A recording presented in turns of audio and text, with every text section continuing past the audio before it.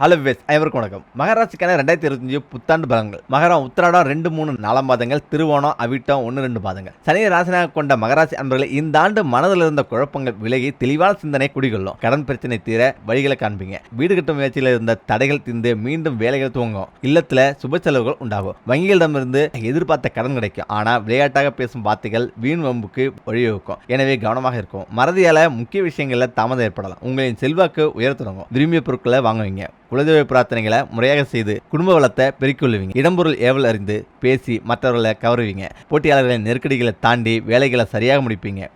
குடும்பத்துடன் இனிமையான பயணங்களை செய்வீங்க. ஆக்கப்பூர்வமான எண்ணங்களை நடைமுறைப்படுத்தி முன்னேறுவதற்கான வாய்ப்புகளை தேடுவீங்க. வீட்டிற்கு பராமரிப்பு செலவுகளும் வாகனங்கள் பழுதுபார்க்கும் செலவுகளும் உண்டாகும். உங்களுக்கு கீழ் வேலை செய்பவர்களின் விமர்சனங்களை பெரிதுபடுத்தாம நடந்து கொள்வீங்க. கிடப்புல கிடந்த நல்ல திட்டங்களை மன உளைச்சல் இல்லாம செய்ய தொடங்குவீங்க. குடும்ப உறுப்பினர்களின் ஆலோசனைகளுடன் முக்கிய விஷயங்களை செயல்படுத்தி குடும்பத்தில் அமைதி கிடாம பார்த்துக் கொள்வீங்க. வீண் வதந்தி வீண் வம்பு இரண்டும் வராதவாறு இந்த ஆண்டு பார்த்துக்கொள்வது அவசியம். ஆரோக்கியம். சிலருக்கு பல் அடிவயிறு சம்பந்தமான உபாதைகள் தோன்றி மருத்துவ செலவுகள் உண்டாகும். கடினமாக உழைத்து வெற்றி பெறுவீங்க. பொருளாதாரம். பணம் சார்ந்த விஷயங்களில் இருந்து வந்த மந்தநிலை மாறும். புதிதாக பொருளாதார முன்னேற்றம் ஏற்படும். முதலீடு சம்பந்தமான விஷயங்களில் அதிக கவனம் தேவை. உத்தியோகத்தர்கள் நல்ல முன்னேற்றத்தை காண்பீங்க. பணவரவு நன்றாக இருக்கும். திட்டமிட்ட வேலைகளை உடனுக்குடன் முடிக்கும் ஆற்றலை பெறுவீங்க. மேலதிகாரிகளின் ஆதரவு குறைவாக இருப்பதால் அவர்களை பற்றி வெளிப்படையாக பேச வேண்டாம். மேலும் உங்களின் கோரிக்கைகள் சற்று தாமதமாக பரிசீலிக்கப்படும். மற்றபடி அலுவலக ரீதியான பயணங்கள் அனுகூலமான பலன்களை கொண்டு வந்து சேர்க்கும். புதிய முயற்சிகளை மேற்கொள்வீங்க. வியாபாரிகள் இந்த ஆண்டுல எதிர்பார்த்த லாபம் காண முடியாது. தீயவர்களை இனங்கண்டு அவர்களிடமிருந்து விலகி இருப்பது நல்லது. போட்டிகள் நியாயமற்றவையாக இருக்கும் என்பதால வியாபாரத்தில் கூடுதல் விழிப்புணர்ச்சி தேவை. கூட்டாளிகள் உங்கள் முடிவுகளை ஆமோதிக்கிறது போல தெரிந்தாலும் முதுகுக்கு பின்னால தவறாக பேசுவாங்க. இதனால அவர்களிடம் ரகசியங்களை பகிர்ந்து கொள்ள வேண்டாம். மற்றபடி கொடுக்கல் வாங்கல நஷ்டங்கள் ஏற்படாது. பெண்களுக்கு கணவருடன் ஒற்றுமை நன்றாக இருக்கும். உறவும் சுற்றமும் அனுகூலமாக இருக்கும். அவர்களுக்கு உங்களால இயன்ற உதவிகளை செய்வீங்க. விருந்து கேளிக்கைகளில் ஈடுபட்டு மகிழ்ச்சியாக பொழுது கழிப்பீங்க. தாய் வீட்டு சீதனம் வந்து சேரும். உங்கள் பெயர்ல அசையா சொத்துக்கள் வாங்கும் யோகம் உண்டாகும். பணிபுரியும் பெண்கள் தங்கள் கை சேமிப்பை சுப செலவுகளுக்காக பயன்படுத்தும் புதிய வாய்ப்புகள் ஏற்படும். தெய்வ காரியங்கள்ல பங்கெடுக்கும் மார்க்கங்கள் நிரம்பவே உண்டு. சமூகத்துல குடும்ப உறுப்பினரிடம் தகுந்த புகழ் கிடைக்கும். புதிய வாகனம் வாங்கிடும் யோக பலன் உண்டாகும். அரசியல்வாதிங்க பொது சேவையில அனுகூலமான திருப்பங்களை காண்பீங்க. கட்சி மேலிடத்தின் பாராட்டுகளை பெறுவீங்க. இதனால உங்களுக்கு புதிய பதவிகள் தேடி வரும். எதிரிகள் உங்களிடம் அடங்கி நடப்பார்கள். மக்களின் ஆதரவு எதிர்பார்த்த அளவு கிடைத்து உங்களை மகிழ்ச்சியில் ஆழ்த்தும். கலைத்துறையினர் சிறப்பான புதிய ஒப்பந்தங்களை பெறுவீங்க. இதனால உங்கள் பெயரும் புகழும் பல மடங்கு உயரும். உங்களின் திறமைகள் பளிச்சிடும். சக கலைஞர்களுடன் ஒற்றுமையாக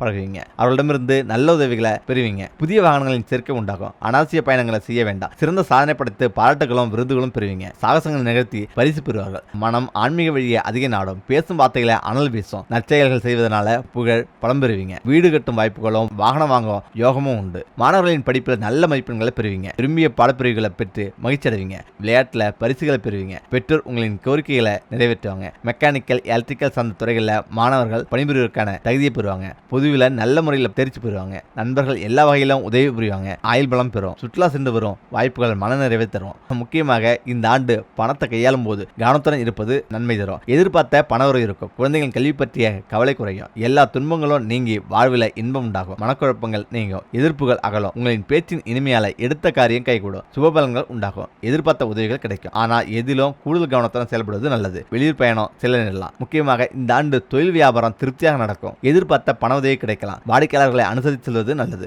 உத்தியோகத்தில் இருப்பவர்கள் அலுவலக வேலையாக அலைய வேண்டியிருக்கும். புதிய பொறுப்புகள் சிலருக்கு கிடைக்கலாம். குடும்பத்தில் சகஜ நிலை காணப்படும். உறவினர்கள் மூலம் நல்ல தகவல் வந்து சேரும். கணவன் மனைவிக்கிடையே இருந்த இடைவெளி குறையும். குடும்பத்தினருடன் ஆன்மீக பயணம் செல்லும் நிலை உருவாகும்.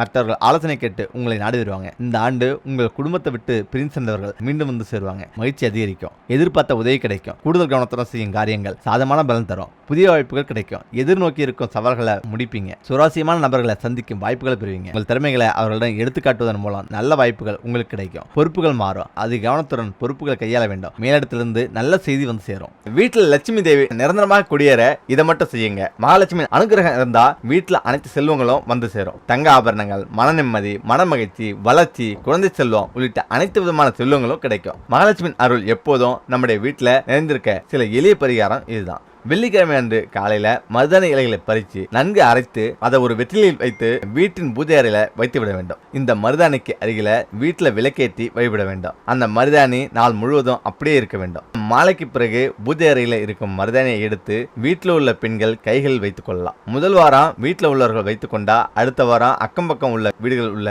பெண்களுக்கு, சுமங்கலி பெண்களுக்கு அந்த மருதாணியை கொடுங்க. மருதாணியை வீட்டில் பூஜை செய்து அதை சுமங்கலிக்கு தானமாக கொடுப்பது மகாலட்சுமிக்கு மருதாணி கொடுப்பதற்கு சமம். வீட்டில் உள்ள பெண்கள் மருதாணியை கையில் வைத்து விளக்கேற்றும் போதும் சமையல் செய்யும் போதும் மகாலட்சுமி மனமகிழ்ந்து வீட்டிலேயே நிரந்தரமாக தங்கிவிடுவார். அதே போல மருதாணி பூக்களையும் பூஜை அறையில் வைத்து வழிபடுவது மகாலட்சுமிக்கு மிகவும் விருப்பமான ஒன்றாகும். முக்கியமா லட்சுமி தேவி எந்த வீட்டுக்கு வருவா? நாம் நம்மால முடிந்ததை மற்றவர்களுக்கு கொடுக்க வேண்டும். என்றுமே நம் உள்ளத்துல உதவ வேண்டும் என்ற எண்ணம் உறுதியாக இருந்தா நமக்கு ஒரு குறையும் வராது. ஒரு சமயம் லட்சுமி தேவி எந்த வீட்டுல வாசம் செய்யலாம் என்று பார்க்க வந்தா. ஒரு வீட்டுல விடிந்த பின்பும் தூங்கி கொண்டிருந்தார்கள். இன்னொரு வீட்டுல மாடும் கன்றும் இருந்தாலும் ஒரே தூசியும் குப்பையுமாக இருந்தது. மூன்றாவது வீட்டுல ஒரே சண்டை. மனைவி தலை விரித்து போட்டுக் கொண்டிருந்தா. நான்காவது வீட்டுல வாசல்ல கோலம் போட்டு பூஜை அறையில விளக்கேற்றி வைத்து அந்த இல்லத்தரசி ஸ்லோகங்களாக சொல்லிக் கொண்டிருந்தா. வாசலில் நின்ற வரலட்சுமியை பார்த்து பழுத்த சுமங்கலியாக வந்திருப்பவளை கண்டு மகிழ்ந்து உள்ளே அழைச்சா. மனையை போட்டு அமர வைத்து விட்டு உள்ளே போய் பால் எடுத்துக்கொண்டு வெளியே வந்தா. அந்த சுமங்கலி இல்ல. பூஜை அறையில செல்வம் மட்டும் குவிந்து கிடந்தது. அதாவது லட்சுமி தேவி எங்கும் எப்பொழுது வேண்டுமானாலும் வருவா. முக்கியமா உங்கள் வீட்டுக்கு லட்சுமி தேவி வருகிறார் என்பதை உணர்த்தும் அறிகுறி என்னென்ன தெரியுமா? இந்து மதத்துல செல்வம் மற்றும் செழுமையும் தெய்வமாக லட்சுமி தேவி கருதப்படுறார். நம்பிக்கையின்படி லட்சுமி தேவி வசிக்கும் வீடுகள்ல ஒருபோதும் பணப்பற்றாக்குறை இருக்காது. அது மட்டும் இல்லாம அத்தகைய வீடுகள்ல வறுமை ஒருபோதும் வருவதில்லை மற்றும் அங்கு சந்தோஷமும் செழிப்பும் எப்பொழுதும் இருக்கும். இது தவிர லட்சுமி ஒருவர் வீட்டில் வசிக்க போகிறார் என்றால் அந்த வீட்டு நபர் ஏற்கனவே சில அறிகுறிகளை உணர்வார் என்பது தெரியுமா? இந்து மத நம்பிக்கையின்படி எந்த ஒரு வீட்டுக்கு லட்சுமி தேவி வருகிறாரோ அந்த வீட்டில் வசிக்கும் நபருக்கு ஒரு சில அறிகுறிகளை கொடுப்பார். லட்சுமி தேவியின் அறிகுறியை குறிக்கும் அந்த அறிகுறிகளை பற்றி பார்க்கலாம். அழகான அந்த இந்து மதத்துல அந்தைக்கு மிகவும் முக்கியமான அந்தஸ்து வழங்கப்பட்டுள்ளது. ஏனெனில் அந்த லட்சுமி தேவியின் வாகனமாக கருதப்படுறாரு. ஆகவே நீங்களும் எங்கேயாவது அந்தையை பார்த்தா அது ஒரு நல்ல சகுனமாக கருதப்படுகிறது. நீங்கள் திடீரென்று ஒரு இடத்துல அந்தை பார்த்தா விரைவிலேயே உங்கள் வீட்டிற்கு லட்சுமி தேவி வரப்போகிறார் என்று அர்த்தம். உணவில மாற்றங்கள் ஏற்பட தொடங்கும். லட்சுமி தேவி எப்போது வருவதாக இருந்தாலும் அந்த வீட்டில் உள்ளோரின் உணவு பழக்கம் மாற தொடங்கும். மேலும் லட்சுமி தேவி வரக்கூடிய வீட்டில் உள்ளோர் பசியை குறைவாக உணர்வார்கள் என்று கூறப்படுகிறது. இன்னும் சிறப்பான விஷயம் என்னவெனில் அந்த வீடுகளில் குறைந்த உணவு கூட போதுமானது. இது தவிர இத்தகைய வீடுகளில் உள்ளோர் திடீரென்று அசைவ உணவுகளிலிருந்து விலகி இருக்க தொடங்குவாங்க. ஒரு சில மாதங்களுக்காவது துடைப்பத்தை பார்ப்பது. செல்வத்தின் அதிபதியாக லட்சுமி தேவி சுத்தத்தை விரும்புகிறார். சுத்தமாக இருக்கும் வீடுகளில் லட்சுமி தேவி எப்போதும் வசிப்பார். இது தவிர சுத்தம் செய்ய பயன்படுத்தப்படும் துடைப்பம் லட்சுமி தேவிக்கு மிகவும் முக்கியம். எனவே காலையில் எங்கேயாவது செல்லும் போது வீட்டுக்கு வெளியே யாரேனும் துடைப்பத்தை வைத்துக் கொண்டிருந்தா அது ஒரு நல்ல சகுனமாக கூறப்படுகிறது. சங்கு சப்தம் நல்ல அறிகுறி. இந்து மதத்துல சங்கிற்கு முக்கிய இடம் கொடுக்கப்பட்டிருக்கு. சங்கு மட்டுமின்றி அதன் சப்தம் கூட புனிதமானதாக கருதப்படுது. எனவேதான் எந்த ஒரு புனிதமான சந்தர்ப்பத்திலும் சங்கு ஒலி எழுப்பப்படுகிறது. நீங்கள் காலையில் எழும்போது சங்கு ஒலி கேட்டா அது நல்ல சகுனம். காலையில் எழுந்ததும் சங்கு ஒலி கேட்பது உங்கள் வீட்டுக்கு லட்சுமி தேவி வருகிறார் என்பதை குறிப்பதாக நம்பப்படுது. அதே நேரம் நடந்து செல்லும் போது சாலையில பணம் கிடைச்சா என்ன அர்த்தம் தெரியுமா?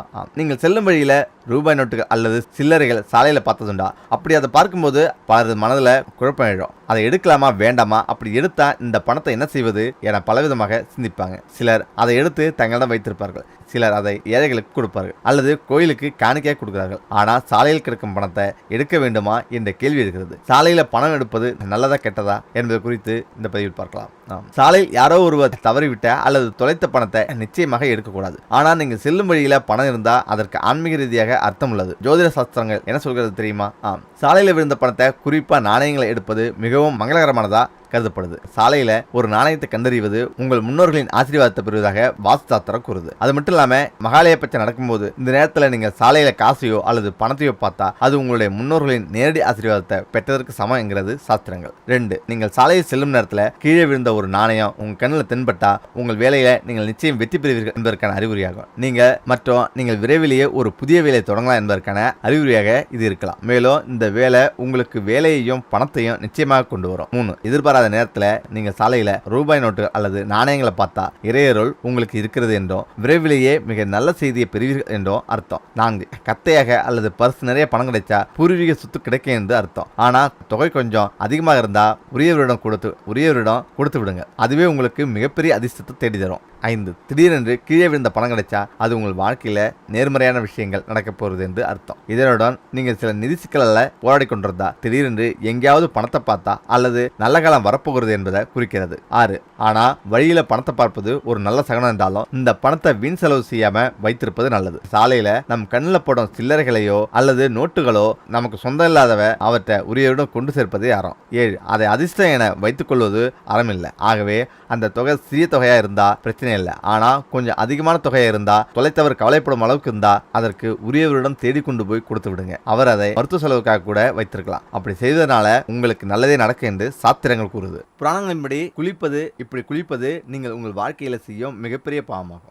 இந்த உலகத்துல ஒருவரின் வெற்றி என்பது அவர்களிடம் இருக்கும் பணத்தை பொறுத்து தான் நிர்ணயிக்கப்படுகிறது. வசதி, பணம், ஆடம்பரம் போன்றவையே மகிழ்ச்சியையும் மன அமைதியையும் தரும் என்று நினைத்துக் கொண்டிருக்கிறோம். ஆனா பணமோ ஆடம்பரமும் மட்டுமே ஒருவருக்கு மகிழ்ச்சியை தந்து விடாது. ஞானப்படி நமது கைரேகைகள் மற்றும் விதியை பற்றிய ரகசியங்களை கொண்டுள்ளதாக கூறப்படுது. ஆனா உங்கள் கைரேகை உங்களை செல்வந்தராக்க முயற்சித்தாலும் உங்களிடம் இருக்கும் குணங்களும் பழக்க வழக்கங்களும் உங்களை செல்வந்தராக ஆகவிடாது. இந்து நீதி சாஸ்திரப்படி இந்த 5 பழக்கங்கள் இருப்பவர்கள் ஒருபோதும் அவர்கள் வாழ்க்கையில செல்வந்தராக முடியாது. சோம்பேறித்தனம். இந்து நெறிமுறைப்படி சோம்பேறித்தனம் ஒருவரின் தனிப்பட்ட மிகப்பெரிய எதிரியாகும். ஓய்வெடுப்பதையே வேலையாக கொண்டிருப்பவர்களை மகாலட்சுமிக்கு ஒருபோதும் பிடிக்காது. அப்படிப்பட்டவர்களுக்கு ஒருபோதும் லட்சுமியின் அருள் கிடைக்காது. செல்வந்தராக கடுமையாக உழைக்க வேண்டும். ஏழையாக இருப்பவர்கள் அவர்களின் ஏழ்மையை போக்கை கடினமாக உழைக்கும் போது விரைவிலேயே ஏழ்மை அவர்களை விட்டு விலகும். மகாலட்சுமி கடின உழைப்புக்கு பரிசாக செல்வத்தை வாரி வழங்குவார். மது பழக்கம். இந்து புராணங்களின்படி குடிகாரன் சமூகத்தின் பெரிய ஆபத்தாகும். மது குடிப்பவர்கள் தங்கள் ஞானத்தையும் செல்வத்தையும் தங்கள் கைகளால் தாங்களே அழித்துக் கொள்வார்கள். மேலும் மது ஒருவரின் வாழ்க்கையில ஆணவத்தையும் அழிவையும் ஏற்படுத்தும். குடிப்பழக்கத்தின் ஆபத்து. குடிப்பழக்கம் இருப்பவர்கள் நிறைய பணம் சம்பாதிக்கலாம். ஆனா அவர்களால்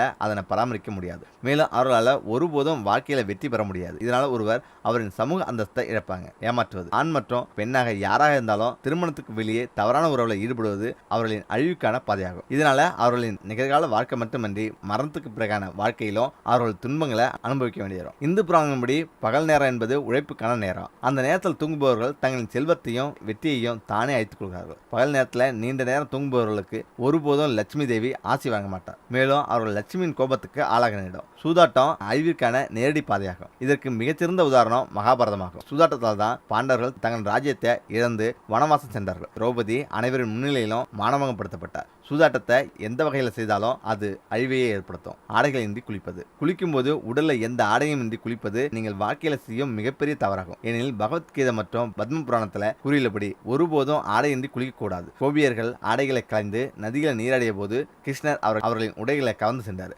அவர்கள் குளித்து முடித்த பிறகு எவ்வளவு தேடியும் ஆடைகள் கிடைக்கவில்லை. அதன் பிறகு கிருஷ்ணர் அந்த ஆடைகளை அருகில் இருந்த மரத்தில் வைத்துவிட்டு அவர்களுக்கு ஆடை இல்லாமல் குளிக்கக்கூடாது என்று அறிவுறுத்தினார்.